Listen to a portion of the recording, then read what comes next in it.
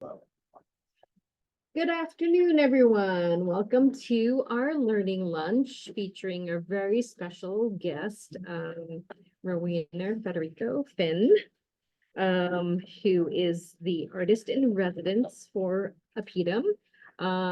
This is the third day of APIDAHM 2024. Before I begin, I would like to ask my assistant director, Teresa Wilson, to say the land and labor acknowledgement. So, first with the land acknowledgement. Virginia Tech acknowledges that we live and work on the Tulalip Monacan people's homeland, and we recognize their continued relationship with their lands and waterways. We further acknowledge that the Morrill Land Grant College Act of 1862 enabled the Commonwealth of Virginia to finance and found Virginia Tech through the forced removal of Native nations from their lands in California and other areas in the West. Our labor recognition. Virginia Tech acknowledges that its Blacksburg campus sits partly on land that was previously the site of the Smithfield and Solitude plantations, owned by members of the Preston family. Between the 1770s and the 1860s, the Prestons and other local white families that owned parcels of what became Virginia Tech also owned hundreds of enslaved people. Enslaved Black people generated resources that financed Virginia Tech's predecessor institution, the Preston and Olin Institute, and they also worked on the constructions of its buildings. Thank you. So for learning lunches, our typical learning lunch is we ask our guest speaker to talk about their personal and professional journey into whatever profession they're in, and just to share their experiences. And then at the end, we have time for question and answer. So the floor is yours. Thank you. Thank you all so much. I'm really excited to be here. The last time I was at Virginia Tech was when my sister attended, and I truly don't remember much about the campus, but it's really nice to see it again, how beautiful it is. And I'm so excited about this opportunity. So I am a visual artist. I'm also an educator. I'm on hiatus at the moment because I've had so many art projects going on. I could not teach and be a parent and make artwork at the same time. So I decided to take a hiatus this year. But as Nina knows, education is a huge important topic for me. And so I guess I will start by talking about the opportunity to have this show. The university approached me, gosh, well over a year ago. And I said, thank goodness it's going to be that far away, because as a parent, I really didn't know when I would have the opportunity to make art. That has been a real continuing challenge. So a little of my background, I'm Filipino, born and raised in Virginia. I have a BFA from James Madison, and I live in Virginia Beach, which, if anybody's been down there, there's a huge Filipino population down there because of so many of the families coming to the US through the military. And my dad was in the Navy for 22 years. And unlike a lot of Navy families, we were really lucky that when my family was located to Virginia before I was born, my dad continued to serve until I was probably about 10 or 11 years old. But we didn't have to move anywhere. He would be gone on the ship for periods of time, but I attended all the same schools, got to stay here, and really just, grow up in Virginia Beach with this huge Filipino population. And particularly where I lived in Virginia Beach, the schools that I went to had a really nice big mix. Now, that being said, it was in the 80s and 90s. So there was a large Black population, of course, a large white population, a sprinkling of other Asians and Latinos. But other than that, it was just like you were white, you were Black, or you're Filipino in the schools that I went to. But it felt very diverse, and one of the things that I didn't really think about when I was growing up was how nice it was to be in an area that has such a large Asian and Filipino population, because then while I was there, I could just be me. And I didn't really feel that, ironically, because as me being the kind of person that I am, I was not involved in the Filipino community there. My parents were hugely involved. Like I don't know if anybody's familiar, but there's the Philippine Cultural Center down there in Virginia Beach.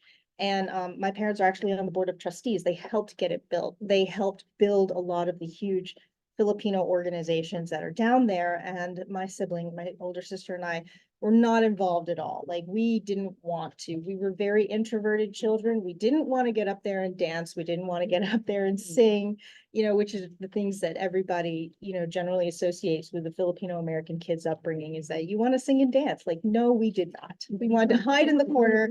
We didn't want to play with those kids because we just didn't feel like we had anything in common. And that kind of continued as I grew up. I had a lot of friends from all different kinds of groups and all different ethnic backgrounds and stuff. But I didn't really feel like a part of the Filipino community. And, my parents did their thing and they never really pushed it on us. And then when I left for college, of course, I swore that I would never move back to the area. Growing up was just interesting because I've always been a questioner, and that's kind of a hard thing when you're a Filipina, because we are supposed to be quiet, obedient, submissive. I'm sure pretty much everybody in this room is familiar with the concept of not questioning your elders, definitely not in public. I am not a popular person because I will do that in a heartbeat, and so I kind of grew up as feeling like an outsider in my own community. And as I was in high school, I was always doing visual art.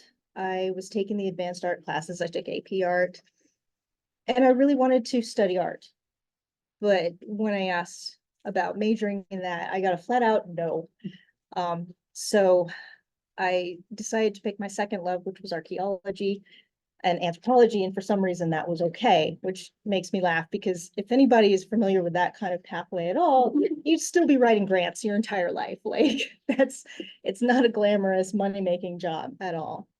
But anyway, while I was in college, I started off in anthropology and was really unhappy. I did have an episode of depression when I was in college, and I almost flunked because I was just miserable and I didn't know why. And my parents started to fear that I would never graduate. So they were like, okay, major whatever you want to major in, and I convinced them, like, hey, if I go into graphic design, I can get a job. And then they said, okay, that's fine. And then from there, I kind of weaseled my way into fine art. So my degree is actually fine art rather than graphic design, which is great. And so I was, really happy that I was able to eventually get this degree. But honestly, everything that I've learned in the art making that I do had nothing to do with my degree. I learned it on my own from the arts community that I found when I moved back to Hampton Roads. So after I got my degree, I actually stayed in Harrisonburg for about a year or two. I was married. And when I look back on it, I think subconsciously, because I was married and we knew that we eventually wanted to have kids, I knew I didn't want to raise my family in Harrisonburg. I love the people there. I really had a great time, but that was also the first time I experienced racism. And I will say, I've had these discussions with people that I grew up with, and darker skinned Asians in the Hampton Roads area, I know, had more issues than I did. And, I can't dissect it all, but obviously colorism is still a huge thing. And there's, again, the idea of being a female Asian who's battling against the stereotype that we're supposed to be soft-spoken and obedient. And so I feel like that may have been another reason why I didn't have to deal with it quite as much, because there's always been that battle inside of me of always trying to be the good daughter, because of course I do love my parents, but I have disagreements, which, is a natural thing. And so, there's that sort of thing where I didn't feel like I dealt with nearly as much racism as I think other people did. And how it feels different, like when you're on campus versus being off campus, it's very different. So moving back to Hampton Roads was nice because I was surrounded by so many other different people and so many other Filipinos that I realized it was really nice to just get to focus on being me and not have to battle that extra layer of having to explain my existence to people. Because figuring yourself out is hard enough as it is. And so that was back around 2001 that we moved back to, I brought my husband with me. And the first time I tried to be an artist, so like I was working the regular 9 to 5 job, again, still trying to do the right thing, do the thing that my parents wanted me to do and get a regular job, then something that was going to pay and have benefits and security. And so I was for years doing different kinds of jobs, office jobs. I worked as a goldsmith because my concentration was in metalsmithing. And I tried to quit that and I tried to become an artist, but then I didn't know what kind of artist I wanted to be. I tried, I've painted murals. I have sold paintings, like abstracts and florals and all different things, just trying to figure out what the heck I wanted to do. And nothing really spoke to me. And this entire time, I've basically turned my back on my heritage because it has never done anything good for me, aside from the food.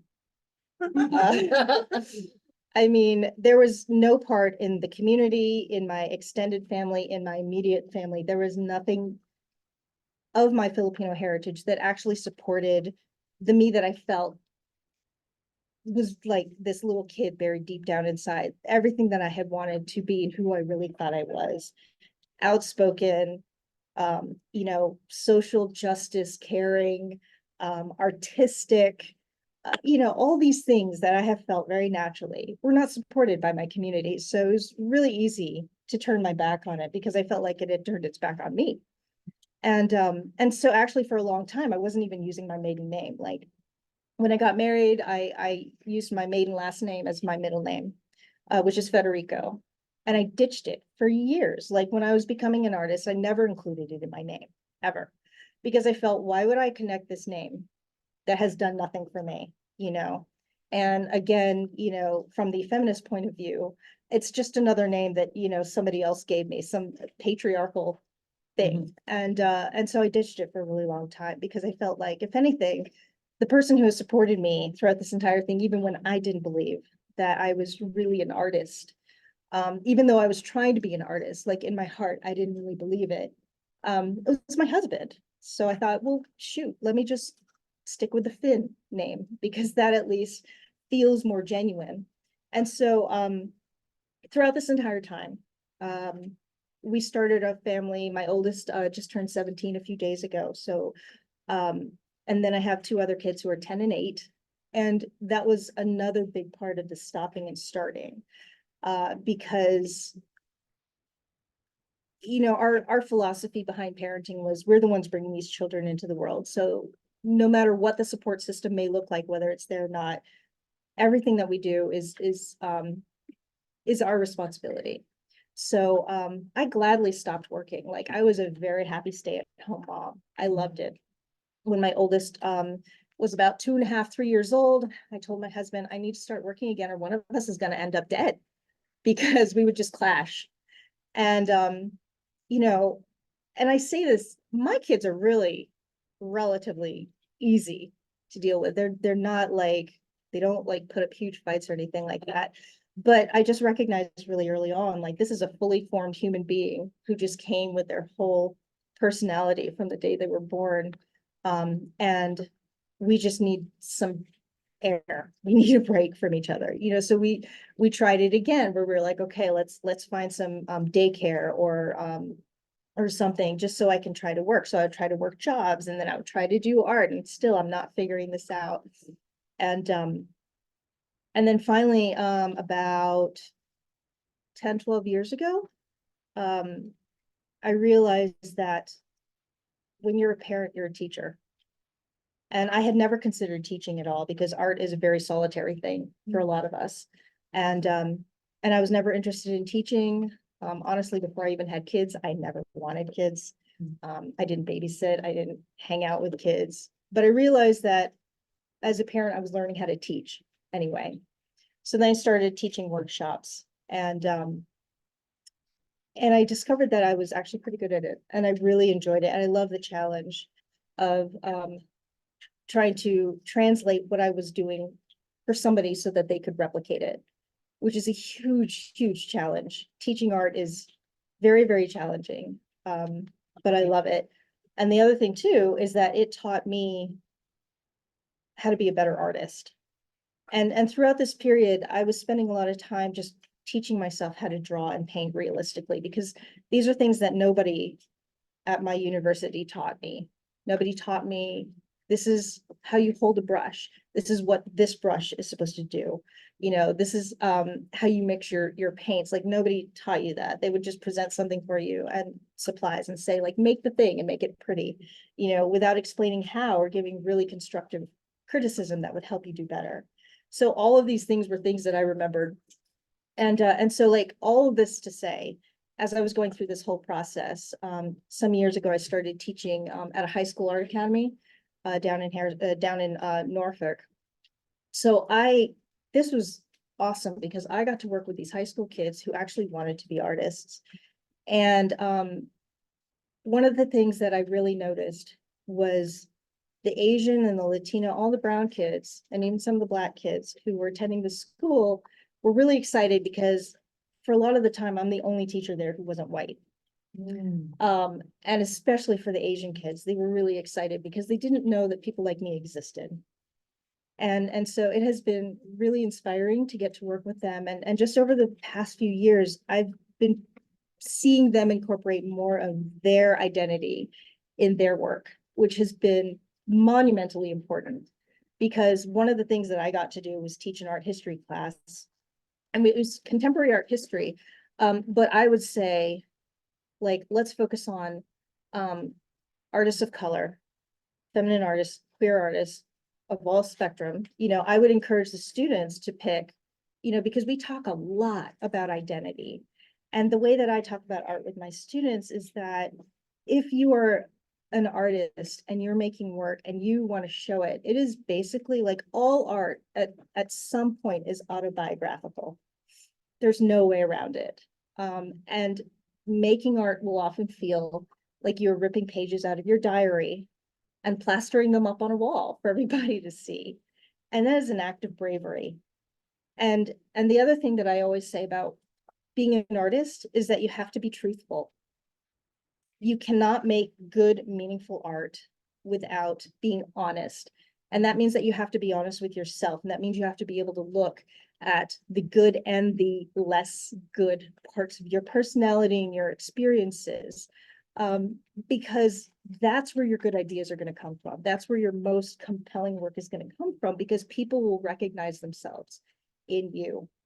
So this is kind of where I am now. So I am raising these 3 children who are half Filipino, half white. And working on the Asian Advisory Board, getting to meet so many people of different backgrounds has been such an eye-opening and wonderfully compelling experience, because it made me realize that as a Filipino, feeling outside of my community, it's my loss, but it's also the community's loss. So my working philosophy, because I have over the years tried working with different organizations in my area. Sometimes it's successful, sometimes it's painful and a big pain in the neck, but I keep trying. So sometimes for my own sanity, I will dip out and back away from the community, because they still, oh, let me tell you, they do not like it when a young Filipina has something to say that they don't agree with. And it's like, well, guess what? You're going to hear it, because it is not just me that you're missing out on. You're missing out on so much of the community that wants nothing to do with you, because you don't make them feel welcome, because you're not accepting of all the different parts of our community, which is a huge loss. And I say this for all communities. It is a huge loss when you can't find a way to embrace different parts of the community, because we all have stories that are relevant and that need to be told. And all of us have different aspects of representation that need to be shown. Because when I see my young students who are thrilled to see any kind of representation, that just reminds me every day, like, this is what I'm working for. So in my artwork, the jumping off point had been, okay, this is what I am. I'm Filipino. It's a part of me, good or bad. How can I connect to it? Because I'm a very much assimilated American too. I don't speak the language. My first 2 trips to the Philippines, I didn't really love because it's really hot and it's very far. But this last time around, I got to go last April, and I brought my oldest with me, and we had a blast. And I really enjoyed it. And part of what made that so much more fulfilling for me, first of all, was getting to see it through my daughter's eyes, and second of all, making demands, because my parents, anybody who's ever been to their homeland, I don't know about you, but basically the way it runs for us is you go there and you meet as much family as possible. You don't get to do anything fun. You don't get to see the landscape. If you do, you get like a day or 2 of fun stuff. Everything else is like meet the family, which is not bad. But there's something to be said for getting to see the country through your own eyes. So although I could not really get to do that because this trip was centered around my parents wanting my oldest to meet as much family as possible, I made a couple of demands and said, for goodness sake, can we at least maybe see a museum or something? And we got to do that. And even my parents enjoyed it because they'd never gotten to go there. So, there's, it's really hard to choose this path, to be outspoken, to choose a career that may truly amount to nothing. Because you have to believe that what you're doing is important. It's important for me. I know that I'm the kind of person that I could never live any other way. I can't do a 9 to 5. It would kill me. It would just make my soul just shrivel up and die. And it's, and I think as a parent, like, why would I even want to show that to my children? Because, my husband's a musician. He's white, he's a musician. I'm an artist. We used to have this joke about, like, you'll find us on a sidewalk corner somewhere. I'll be doing chalk drawings and he'll be playing guitar and you can throw money in our case. But this is the life we chose because these are things that we are passionate about. We're both educators. We're both active creatives. And, so our whole thing is showing our children, like, whatever you want to do, there's a pathway. And so as a first generation Filipina, my sister and I both went to college, but that's not something that my parents got to do. So they weren't really able to help us navigate. And they just, knew that we should have a college degree, and so they're, and they knew that we needed to have some kind of job security and everything like that. But I posit that is not necessarily the best path for everybody. Because everybody has some kind of special superpower, and your job is to figure out what your superpower is. Like, that was one of the most fun things about working with my high school students. They're all coming in from all these different schools all over the region, and everybody is so different, and you're not going to jive with everybody, but there's this really magical moment when you take the time to get to know a person and you figure out their energy. And once you get it, then as a teacher, I get to say to myself, oh, this is this kid's superpower. So now I can just figure out how to help them unlock it, give them the tools that have helped me as an artist, and so talking about identity a lot has been really important to students, and especially in the climate that we're in right now, where DEI is under so much attack. It has been really important to me to give those students a space and to talk about this. And we talk about tough stuff. Like, I've let my students do projects by transgender artists who have very challenging artwork. And our rule in the classroom is always, this is a safe space. We can debate this, keep it clean and kind, and they rise to it. So, my big thing is, I love giving that challenge to the students, because getting to see them talk about their own identities, whatever their background is, and listen to other people and learn. Here's the big part. They are getting to learn how to have these conversations. That's a big thing. Sorry, circling back to my artwork. My jumping off point in trying to figure out my identity was, what does it mean to be a Filipino American artist in the 21st century? What does that even look like? Carlos Villa, who was a Filipino American artist, I think his big work happened in the 70s. And while he was studying, asked one of his art professors, where's the Filipino American art? And his professor replied, there isn't any. And here we are, it's 2024, and I'm asking the same question because nobody knows who Carlos Villa is. Hardly anybody knows, you know. Pasita Abad, who passed away, I think about a decade ago. She's another Filipina artist. She was born in the Philippines, but she traveled all over the world and has these huge mixed media, like sewn kind of projects. It's really tragic because she worked literally up until almost her day she died from cancer. But this year, I got an email from the Venice Biennale, which is another one of the really big art shows. And it said, Pasita Abad invited to the Venice Biennale. I thought, invited? She's dead. She's been dead for, a decade. Her work has been invited, and I'm thrilled. I'm glad. But another one of my goals is to have something like that happen to me before I die.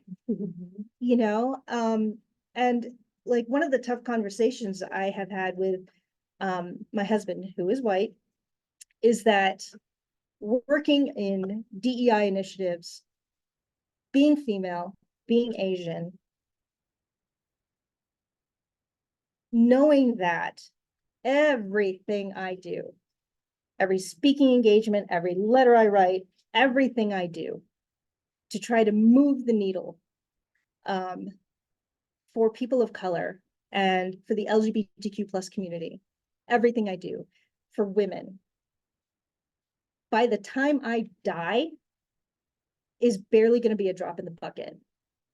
And it fills me with so much rage, because I think as a Filipino making artist now, as a Filipino American making art, how much recognition will my work get? Is it even any good? I don't know. I'm at the point in my life where I can't concern myself with that. I just have to make it. I have to be true to myself. I have to make the work that means something to me and hope that it means something to somebody else. But when you look at representation, how hard it is to get representation, to get into galleries, to get into museums, it is a monumental challenge. So I cannot stress enough, because Asians are definitely having a moment. I am thrilled to see how many authors and how many TV shows and movies and actors and actresses and musicians are getting recognition. We just have to keep pushing. We have to keep pushing, because if there's one thing I have learned, every time somebody thinks something is weird or different, it's only because they haven't been exposed enough. And the more they get exposed to it, the more normal it becomes, because there's absolutely nothing abnormal about anything that we think or say or feel or do. It's just that we are here in a country that overall is still like discovering the beauty of like Thai food, It's just, oh, hey, they can include rice in their meals every day. I just, oh gosh, random moment, but I just have to share this because it was very funny. When I was growing up, my next door neighbor was white, and she would come over to my house and lift the lid off the rice cooker and take a deep whiff and go, oh, this smells so good. And I'm like, it's rice. It's just rice. Because of course they would have Uncle Ben, which oddly doesn't stick together. But anyway, so, and that was what, 35 years ago, probably. So we have a lot of work to do. And I can't tell you, like, one thing that's been really wonderful about getting to make the work that I'm making now. I have done murals. I have been a goldsmith. I have done wedding invitations for people. I have done paintings, like commissioned paintings to sell. Like I have done graphic design logos for companies. I have done so many different things. I paint these really elaborate watercolor and sometimes acrylic floral paintings. And people say, oh, you do those all the time. You could probably sell them. And I could. I know I could.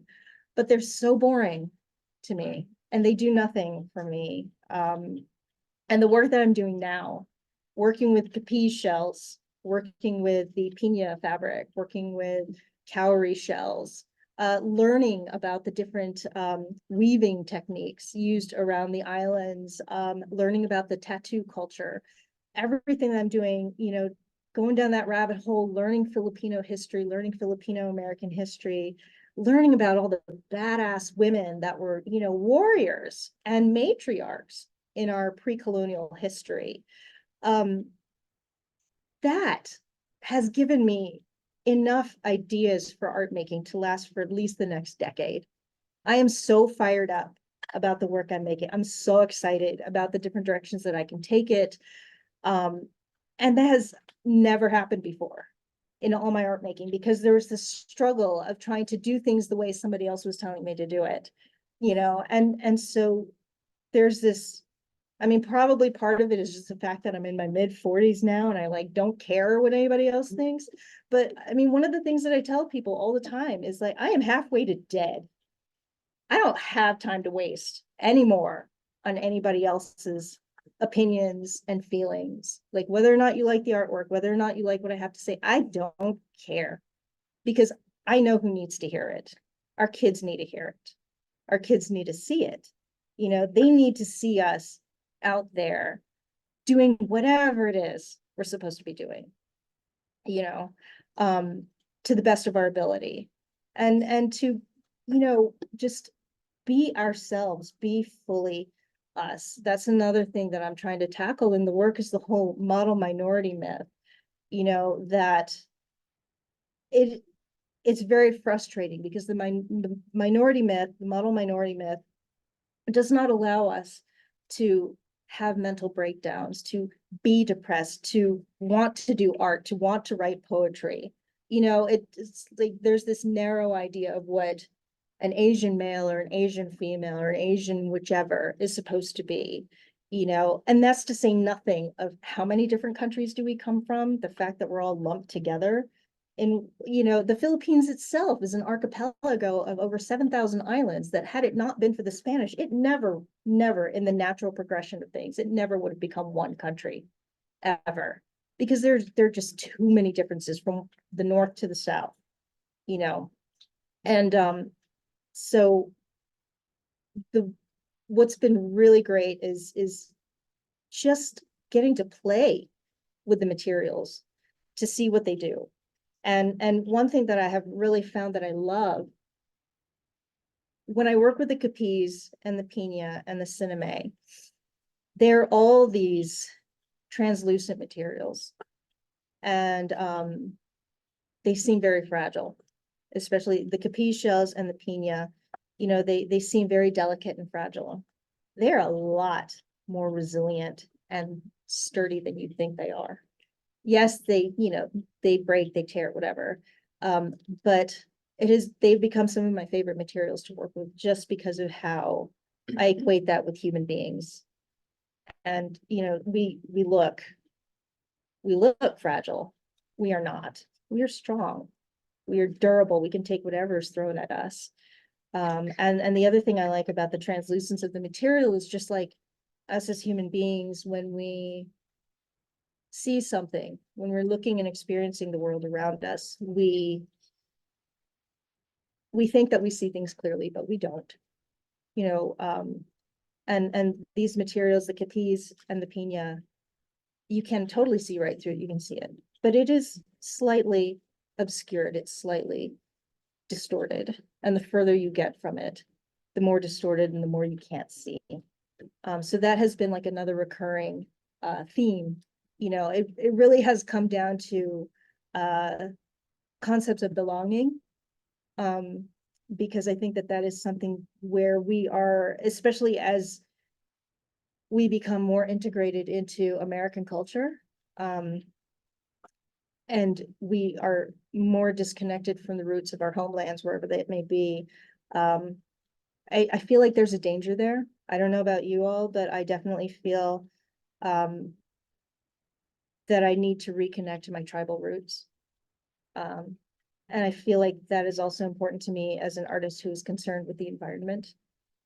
Because I do feel that Indigenous cultures were so much better at being responsible stewards of the environment. And so that's another reason for the materials that I choose. I'm trying to choose materials that are not going to harm the environment. So like one of the things that I'm researching now is, okay, the capiche shells that I'm ordering off of Etsy, am I leaving a really big carbon footprint by ordering them? You know, can I find a better source? You know, these are just some of the questions that I'm concerned with.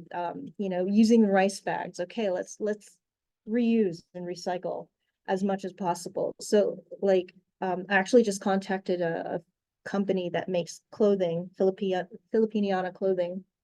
And they are very environmentally focused as well. So they are sending me fabric scraps.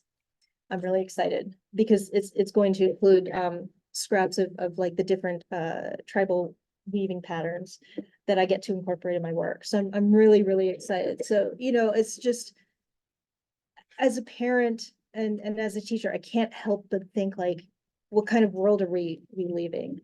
Because, you know, I'm Gen X, we're that generation and nobody cares, but we are here and we are seeing what's happening, like, you know, what the older generations are still very much focused on, profitability at the sacrifice of everything else,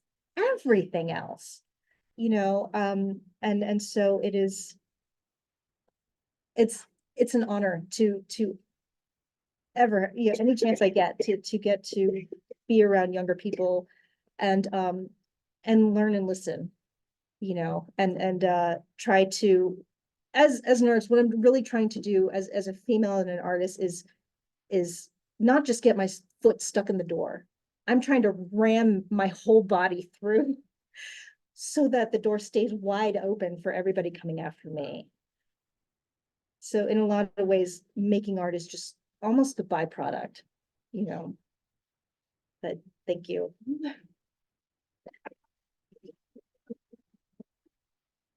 Thank you. I wanted to leave room for question and answer. Yes. I'm really excited about your talk. Thank you. And because I was attracted by biology when I was young. So I know how beautiful the petals, the flowers, the pink shells, they have the color and fine texture. But at the same time, there are so many other things like leaves, like bark, like feathers, like shell. There's so many different things. Then also the inner reason why, it probably just by accident, but why they choose pink shells.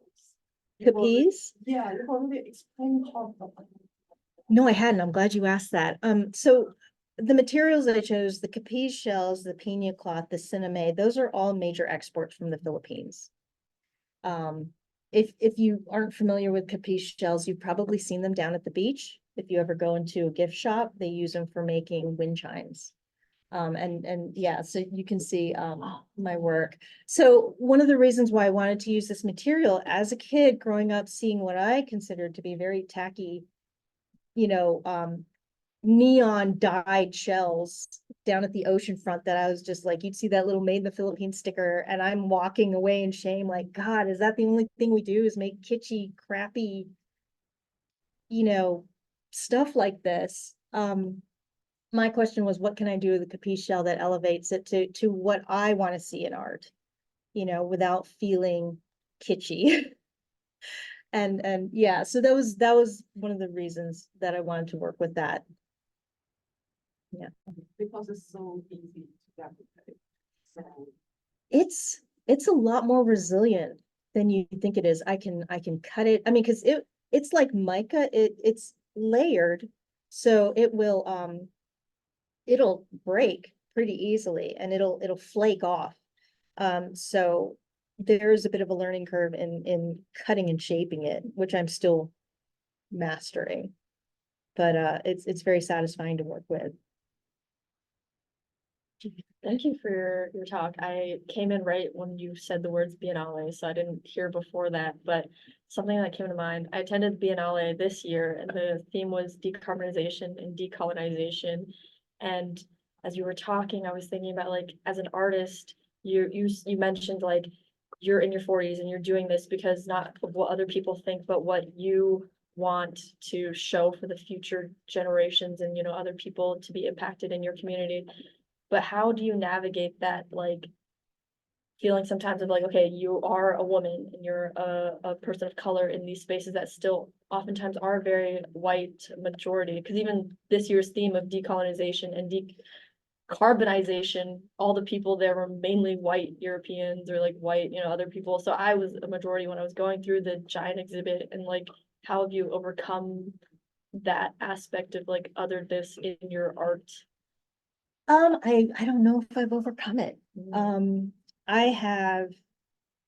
I still have experiences where I will go into an art exhibition, an art space where I try to engage in a conversation and you feel like people will be polite and they will talk to you, but the people who have any influence, mainly older white males, you'll feel the invisible wall just kind of shoot up. They'll engage you politely, but they're not really looking to support you or, so I don't know how to answer that because I'm still navigating. Sometimes I just want to go out into the woods and scream.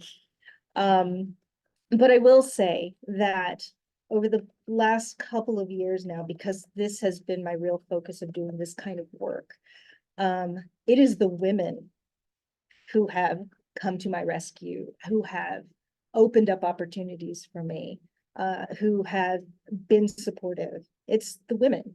And some white women, some women of color. But it's just been incredible because I have been able to be 100% transparent and honest and say, like, this is where I am right now. I don't know if I can do this. And they have supported me, So yeah. Women, take over the roles, please. And that's the other thing, because like this is so a lot of people feel like, okay, you're an artist, so you don't necessarily belong in these spaces like boardrooms and things like that. Bull.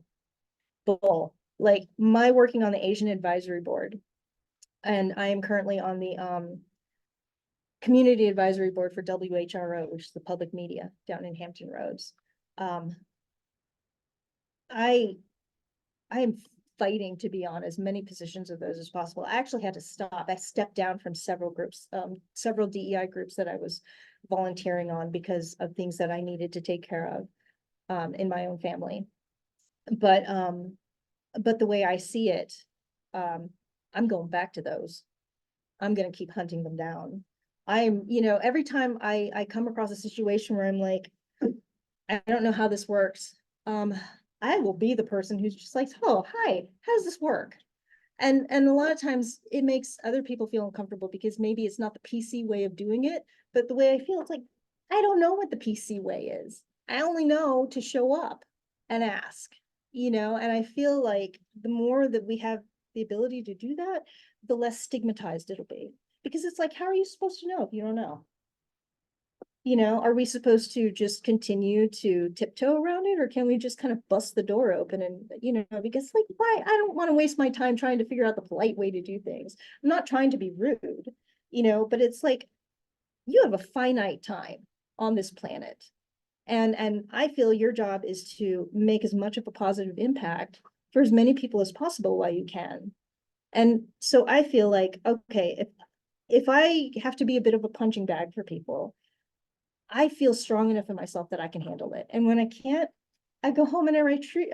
I find my friends, I find my support group, I find my husband, because like these are the people who make me feel loved and protected and supported.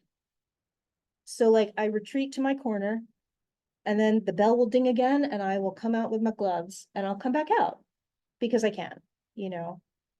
So I always feel like I have to have a voice for anybody who doesn't have a voice of their own or who hasn't figured out how to have theirs yet. And then maybe I can shine a light and say, like, you can do it this way. This is what worked for me.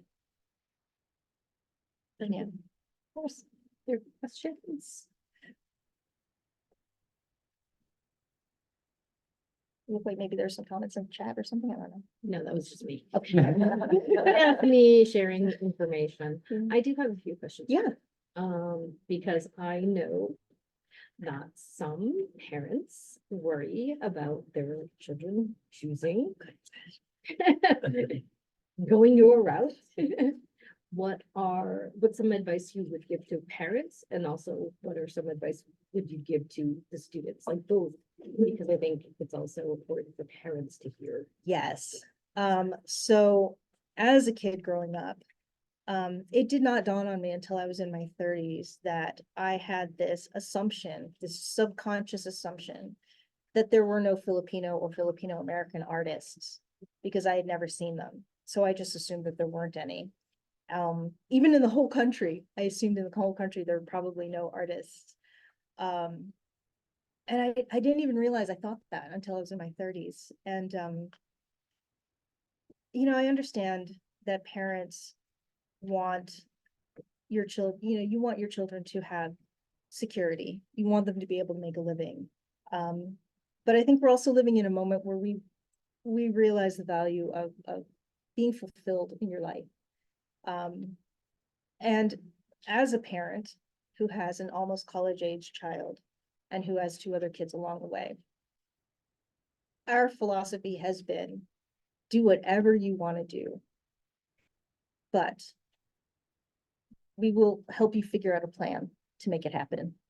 And if plan A doesn't work, let's have a plan B, you know? And also diversify your interests, because there might be something that you didn't realize that you would actually really enjoy doing. And the other thing too is nobody these days, or hardly anybody these days, has the same career from the moment they leave college to the moment they die. You know, these days on average, people have like what, maybe 3 different careers, like completely different. I know a lot of the older artists that I'm friends with did not start doing art until their kids were grown and out of college and married, or they already had grandchildren and they were retired. I couldn't wait that long. I couldn't wait that long. As a woman, as a mother, it is really tough to have an art career, because of course, like, I don't know how we ended up this way, but my husband and I still, you know, we grew up with very traditional families. We still somehow ended up in the whole Leave It to Beaver, you know, traditional roles, in a lot of ways. So a lot of the responsibility falls on me. And I don't want to say that like as if he didn't do anything, because he does a lot. But there's still like what we call the mental load, you know, of like appointments and you know, school schedules and all this sort of stuff. That definitely falls more on me. But like my husband is fantastic. He does, like, he never shied away from a diaper. Like, he was better about it than I was. He's better about throw up than I am. Like he plays with the kids, like he's fantastic. And so we really are a team. And we always discuss things and come to our children as a united front. Like, no, it's not going to work for you to go ask dad, hoping that mom doesn't know, you know, because mom and dad are going to discuss this and then we're going to come up with a decision. And so the same thing with, you know, if your kid wants to do something in the arts, there's so many ways to be an artist or a writer or a musician. It doesn't mean that you have to like make it big, but don't force your children to ignore that part of themselves. You know, at the Governor's School for the Arts, I have so many visual arts students who are so talented, but they know that they don't want to do that as a career. And some of the other kids are like, oh, why are you even here? And you know what? No, they deserve to be there, because art is still important. It just doesn't mean that that's what they're going to do to make money. They know that they just want to have that part in their lives always. So, yeah, my biggest frustration is that it took me this long to get here. Because in the back of my mind, I was always trying to be the good daughter. There's still a huge part of me that's always trying to be respectful of my parents' wishes. But like one of the things that I tell my high school students, and I'm sure their parents don't appreciate this, but I'm kind of gearing myself up for that too, is that as you grow up, you're gonna have to break your parents' hearts. Okay, you are your own person. You can't do exactly what they want you to do because that's not what you're here for. Whether or not they made their shot, that's on them. They can't do that to you. But what they can do is support you. And what they can do is not be afraid of figuring out how to find you help. So like I tell my own children, you only have to do, like, if you don't know how to do something, you only have to do two things. Either you figure out how to do it, or you find someone who can help you. That's all you have to do. Okay. And so like, that's all parents have to do. So, my husband and I are reaching out all the time to people because my oldest wants to go into cybersecurity. I'm at that point now where I'm starting to ask my kid, what did I do on the computer? Or what did I do to my phone? Because I don't care about technology enough. I just want the thing to do the thing, and so we are really trying to teach our kids how to advocate for themselves, ask for the help. And if they don't, then we've got your back. We'll find the help. That's all you have to do. You just have to. And here's the other thing too, because this is what I found true for me. As much as you love your family and they love you, they're not always going to understand how to support you. So you have to go and find the people who will, the people who see you exactly as you are right now and support you in whatever you need. Because like for me in Hampton Roads, the art community, I grew up in Hampton Roads. I have a lot of friends there. But when I found the art community there, and there are hardly any Filipinos in that group, not a whole lot of Asians in general, those are the people that really felt like my family because they were artists and they understood. Even though we all do very different kinds of art, I felt seen and I felt like I could come 100% as myself. And that is incredibly empowering, because it's like, yeah, I love my family, but they don't get my art. And that's fine. What's really exciting though, the kids get my art. They come to me when I'm working on stuff and they're like, what does this mean? And that's exciting. I love that.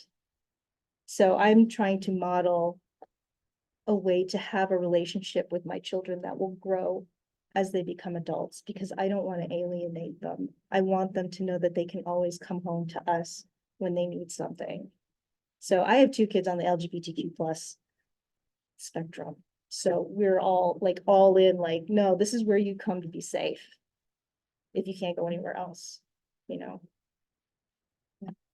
Thank you. Last question, because I'm cognizant of time.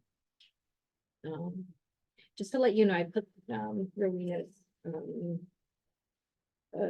artwork up there, but her exhibit is upstairs, just right upstairs, and she's giving an artist talk tonight Yes. at 5 o'clock as well. So come check it out too, because her artwork is amazing. Okay. It's also very interactive, quite powerful. Yeah. And just thank you for being here. Really, really My appreciate it. pleasure. Thank you all so much. Did you have a question? I have a quick question. Yeah. Thank you so much for giving us so much beautiful art. Although you mentioned you don't care about technique, but actually, when the first time I saw your, works on the website, the page of website is well designed and the work is beautiful. So my personal feeling is the technique is just a half and the art is the best. No, I will clarify. As an artist, yes, craftsmanship is paramount. Yes. I don't like shoddy work. Because I'm very old fashioned. So I'm like, do your due diligence and know the foundational stuff. Yeah, I do. I'm really big on craftsmanship. Yeah. Yeah. But what I mean is, because this is a technical school. Oh, you have okay. Lots of, people working on CS, working on material science, Mhm. working on different kind of imaging system. Is there any way we do anything for you? Because you mentioned you want to become everyone, everywhere. Just, Is there anything our community can do for you as appreciate and thanks for you gave us such a beautiful. thank you. I would say just figure out who you are and be that 100%. With no apologies. That's the biggest thing. Yeah. Thank you. Thank you. Someone online just said, thank you very much. I learned a lot. Oh, thank you. So once again, round of applause. Thank you. Thank you, everybody for coming.